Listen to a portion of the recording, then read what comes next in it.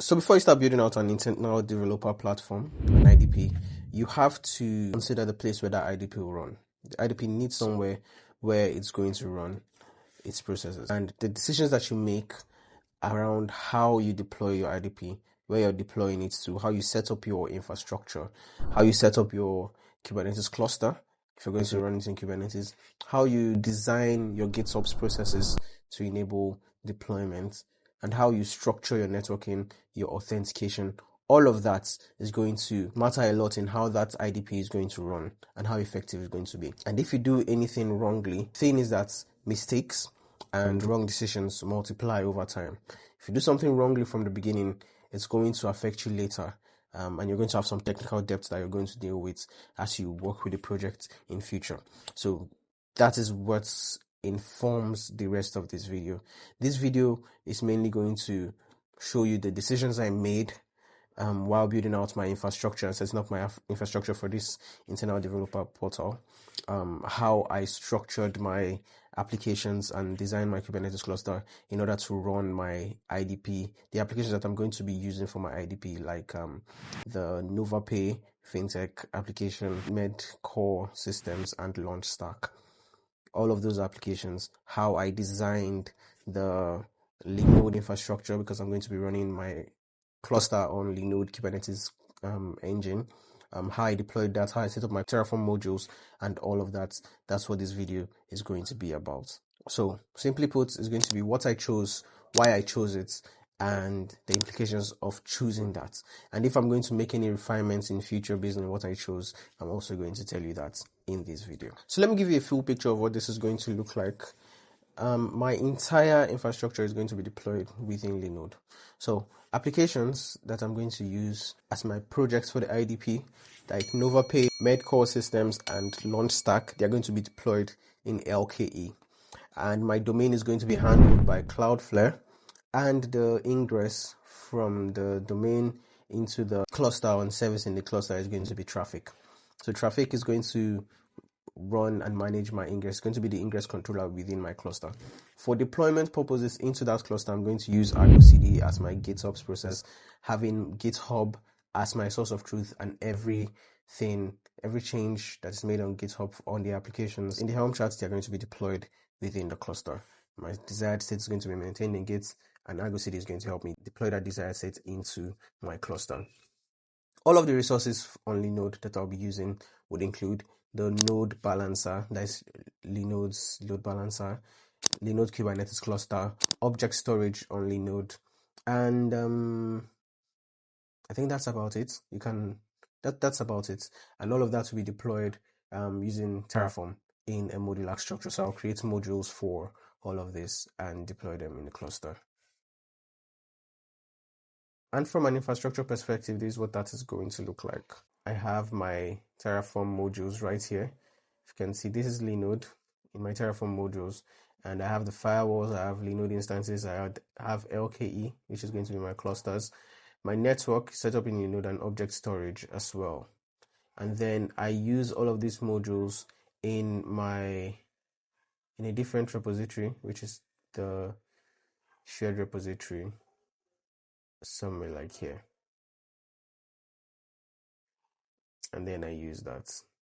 So this is what my infrastructure code looks like.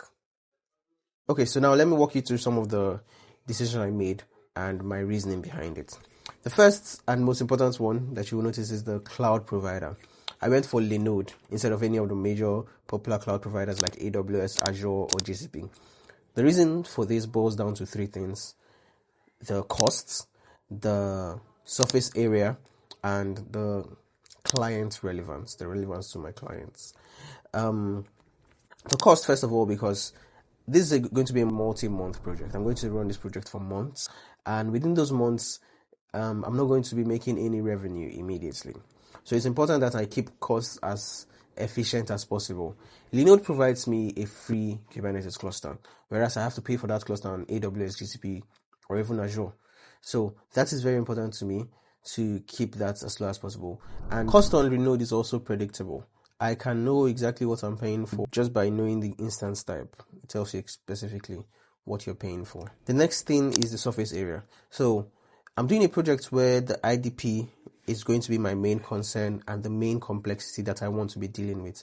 I don't want to get pulled away from that by thinking of things like IAM, boundaries, permissions, VPC pairing and access and all of that. Linode provides a more scoped and focused cloud environment, and most of these things are done for you probably behind the scenes, and they are not going to be pulling your attention away from this. It's great when you are working at a larger scale and need that, but for now I just need this to be focused on the IDP and the Kubernetes cluster. And the next reason is the client relevance.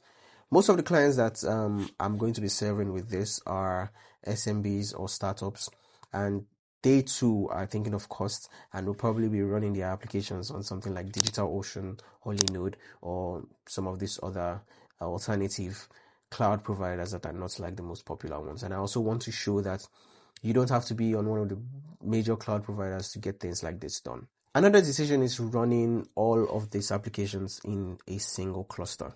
I'm going to be running all the applications, NovaPay, LaunchStack, and Medcore systems on the same Kubernetes cluster. Having them run on different clusters might probably give me some more level of separation of concern. It might give me a reduced blast radius for each of them, but managing different clusters for these different applications is going to increase the technical overhead that I need to apply to them, and that's something that I want to reduce as much as possible. Focus is very important to me, so I left all these applications within the same cluster, and in the end it's really not that much of a big deal for me. Each project is going to have its own namespace bounded by resource quotas, so a project running in one namespace would not be able to consume resources from another application in another namespace because I'll constrain them using resource quotas and namespace separation.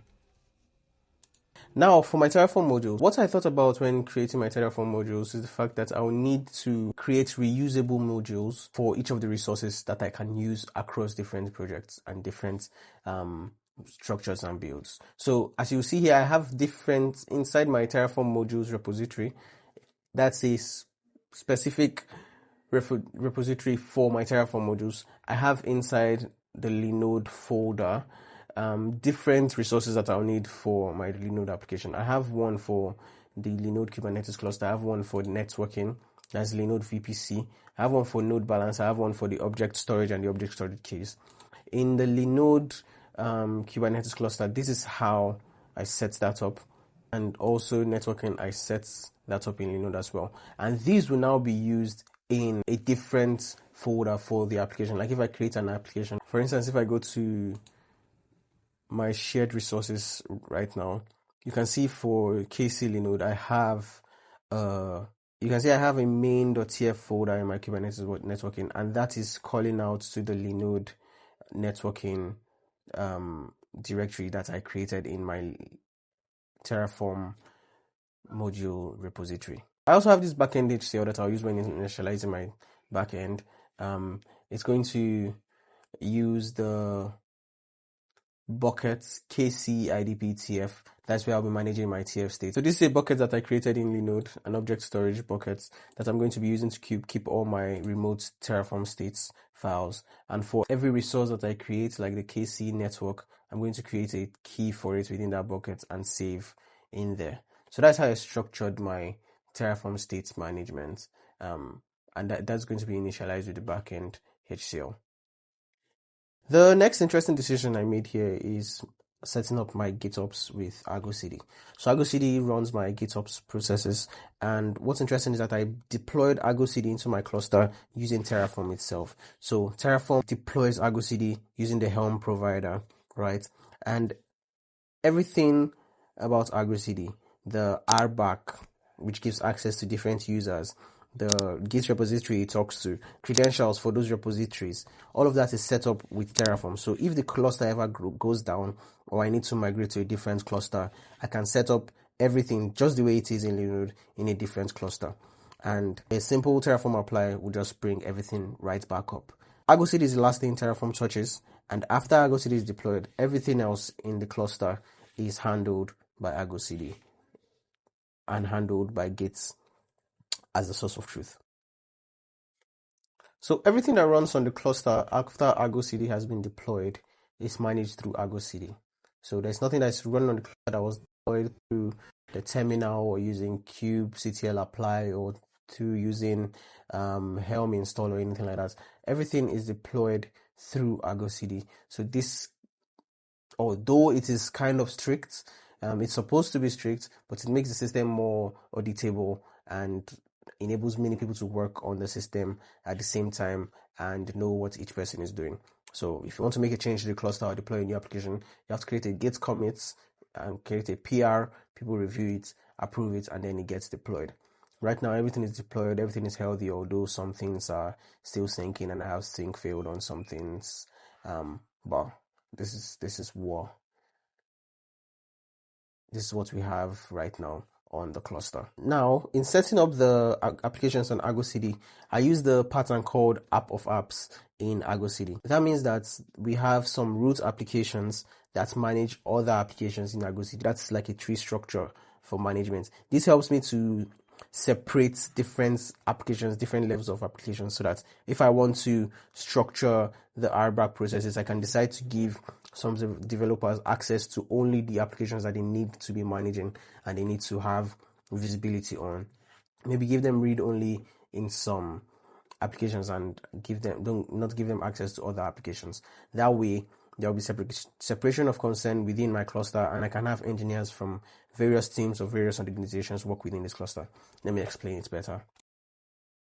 Okay, so to understand it better, I'm going to show you how this works. So I have about 4 root applications here. I have the app root, I have the cluster infra root, I have IDP platform root, and there's one more root, I think. Then there's cluster RBAC root.